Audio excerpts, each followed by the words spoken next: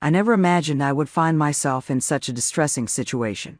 But here I am, grappling with feelings of betrayal and uncertainty. To provide some context, I'm a 27-year-old woman, and my husband Dave is 28. We've been together for several years, and our relationship has been filled with love, support, and shared dreams. We're currently expecting our first child, a milestone we both eagerly anticipated. My closest friend, Sarah, who is 30, has been a cornerstone of my life for a few years. We've shared countless memories, weathered storms together, and built a friendship that I thought was unbreakable. Sarah and I had been through a lot together. From late-night talks to vacations, she was always there for me, and I considered her a sister. Our friendship felt like one of those rare connections where everything just clicked. But recently, our friendship has been tested in a way I never expected. The trouble began a few months ago. Sarah, who had always been friendly and engaging, started to become increasingly close with Dave. At first, I thought nothing of it.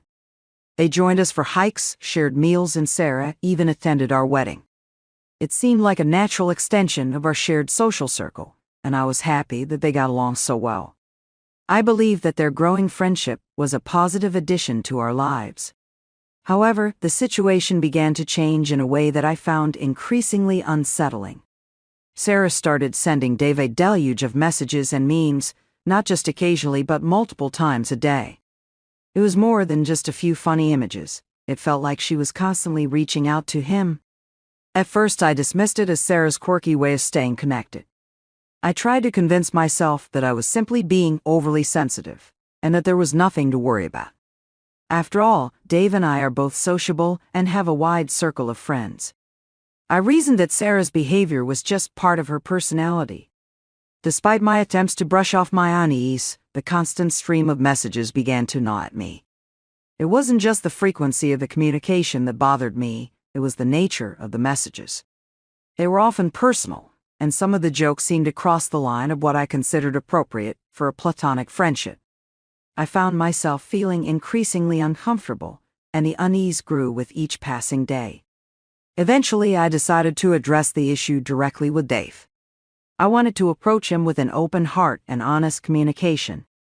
I carefully explained how Sarah's constant messaging was making me uncomfortable. I used I statements to express my feelings without sounding accusatory, hoping to foster a constructive conversation. Dave's response, however, was not what I had hoped for. He became defensive, insisting that nothing inappropriate was happening and that I was overreacting.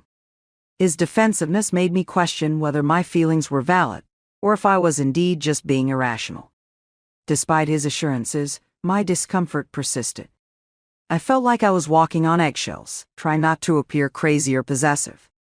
I wanted to trust Dave and believe that there was nothing untoward going on, but the constant reminders of Sarah's presence in our lives left me feeling anxious and uneasy. In a bid to resolve the situation, I decided to speak directly with Sarah. I approached her calmly and explained how her frequent messaging was affecting me. I hoped that by addressing the issue openly, we could come to an understanding. I made sure to be respectful and non-confrontational, but Sarah's reaction was unexpectedly hostile. She immediately became defensive, insisting that her behavior was harmless and accusing me of being ridiculous. Her dismissal of my feelings was hurtful and disheartening. Things took a dramatic turn when Sarah blocked me on all social media platforms shortly after our conversation. I was stunned and deeply hurt. The abrupt end to our long-standing friendship felt like a betrayal. I had never intended for a relationship to end over this, but Sarah's refusal to acknowledge my feelings and her decision to block me left me feeling disrespected and abandoned. The fallout from the situation began to affect my relationship with Dave. When he came home from work that day, we tried to talk about what had happened, but the conversation was fraught with tension. Dave accused me of being jealous and downplayed the significance of Sarah's messages, claiming that it wasn't indicative of any romantic interest. He argued that sending memes and messages was a harmless form of communication and emphasized that he never saw Sarah in a romantic light. His insistence that I was misinterpreting the situation left me feeling invalidated and frustrated. Dave also expressed disappointment that I had ended a friendship that had been important to me. He mentioned that Sarah had introduced him to other friends who were gamers and gym enthusiasts, and that he would miss these social connections. Dave's reaction made me feel like my concerns were overshadowed by his own disappointment over the loss of these social interactions. He also mentioned that Sarah had a history of blocking people when conflicts arose, a detail I was previously unaware of. It painted Sarah in a more negative light and made me question her maturity in handling of interpersonal issues. As the days went by, I felt increasingly isolated and emotionally drained. The strain on my relationship with Dave and the loss of a close friend left me in a state of limbo. I signed up for therapy to help me navigate the emotional turmoil and gain clarity. Dave was reluctant to pursue marital counseling at this stage, which added another layer of complexity to our situation. One evening, Dave and I managed to talk more openly. I asked him if he had checked his phone to see if Sarah had blocked him. He said he hadn't checked but hadn't received any messages from her that day. I suggested that he block Sarah to avoid any further complications, but Dave resisted, stating that he considered blocking people immature and childish. He wanted us to salvage the friendship and hoped that Sarah and I could reconcile. Dave's defensiveness about his friendship with Sarah seemed to stem from his disappointment over the loss of a connection rather than any underlying infidelity. He was genuinely upset about the impact on his social circle and the potential negative perceptions from Sarah's other friends. Dave's emphasis on salvaging the friendship and his reluctance to consider blocking Sarah highlighted the complexity of our situation. I found myself grappling with a mixture of emotions: anger, sadness, betrayal, and confusion. The situation had taken a toll on my well-being, and I felt like I was in a state of emotional paralysis.